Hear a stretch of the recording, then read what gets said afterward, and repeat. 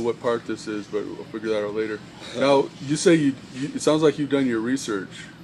Yeah. Have you talked to anybody that's given you tips about living on the road or anything? Oh yeah, ton. Like since I've been on the road, especially after Rainbow. Well, the first traveler I met since I started traveling was in St. Louis, and I talked to him a bit, and he gave me some tips. And then after that, I was kind of like, no travelers. I was housed up for 2 weeks in Troy, Illinois. Then went and got a truck ride from Wentzville, Missouri, all the way to Utah to the Rainbow Gathering, and stayed at the hostel in Orem there, and met some travelers there, talked to them, got some tips, but they were fairly new themselves, so they didn't have much. And then I went to the Rainbow Gathering, met thousands of travelers, and heard a lot, got a lot of tips, got a lot of advice. Does everybody just camp out there or what? Yeah, everyone camps. A lot of RVs and tents and what? Yeah, there's because in the front they don't allow vehicles past a certain point, but in the front there's like Bus Village and Front Gate where people sleep in their cars or set up a tent right next to their car or sleep in their RV. Is there cops roaming around there or no? Yeah. Every day, every day there was at least 15 police officers walking or making rounds through at least a few times a day. Is there drugs out there openly?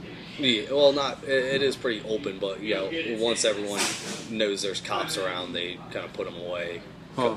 So do you see the cops bust anybody out there or no? Yeah, I saw a few arrests going on a town run. They stopped this truck and they had the dogs go around the truck, and they made the dogs hit, because I know the sign for when I know how police officers make the dogs hit. What do?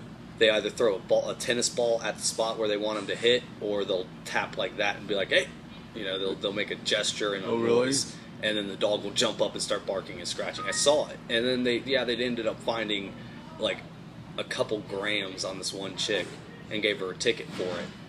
But they didn't arrest her though? No, because like apparently in Utah under an ounce you don't get arrested. It's basically decriminalized. Marijuana or what? Yeah, marijuana. And then it was great. There's a guy Gigi there. He came up. He controls the roadway, controls traffic, and we were going on a town run and we had to get a shuttle pass. So one of the guys went back to get it and then told Gigi, "Yeah, the cops are blocking the roads up there." Gigi came up and within 5 seconds the cops cleared out.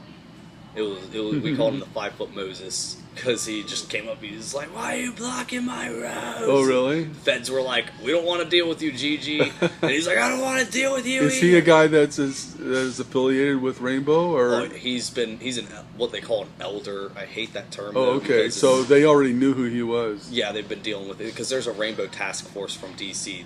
The Forest Service is sent out. Oh, really?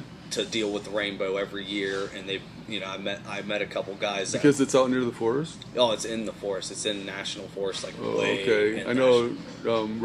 Burning Man's out in the desert. Yeah.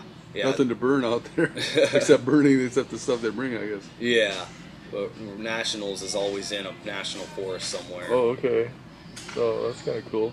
Yeah. So, now, you were talking about watermelon. I don't know if you want to talk about that on camera or not. I mean, I'll talk about anything. Okay, well, what's the story with watermelon? Apparently it helps with an LSD trip or mushroom. I think it helps with mushrooms too, but I'm not sure. I've never really had to test that, but I know, like, from what I hear, it works very well with the LSD. What's it do? It supposedly enhances the effects, but I don't have too much experience with that. Like, I've never really as far as I know, gotten to do with real LSD. But because there's fake stuff on the market? Yeah, there's tons of fake stuff. There's research chemicals, and then some people just give you a piece of paper with nothing in it.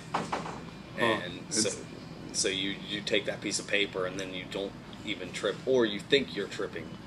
I've met a couple people that thought they were tripping, but I looked at their eyeballs, and they weren't dilated at all, and they didn't exhibit any signs of somebody that was tripping other than, "Wow, man, this is awesome." And it's like, you're not really tripping. Was it just a piece of paper and it tasted like paper?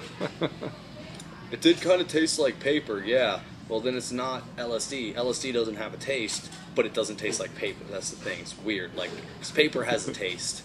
Has a weird taste to it.